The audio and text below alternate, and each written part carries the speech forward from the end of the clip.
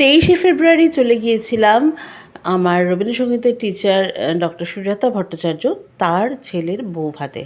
তো দেখতেই পাচ্ছ বিয়েবাড়ির অনুষ্ঠান, আর কনের এক পাশে আমি আর এক পাশে দিদি মানে ডক্টর সুজাতা ভট্টাচার্য। আর এই যে নবদম্পতি, এনারা কিন্তু তাদের কনজুগাল লাইফ শুরু করেছে একটা খুব ভালো মেসেজ রেখে, যা প্রকৃতিকে বাঁচাতে সাহায্য করবে। তো চলো দেখে নেওয়া যাক। ফ্রেন্ডস, একটা ভীষণ ভালো জিনিস দেখো, তোমার আগে দেখাই। এখানে তো বর মানে কনে আর বউয়ের ছবি রয়েছে দুটোতেই। এটা কি বলো তো?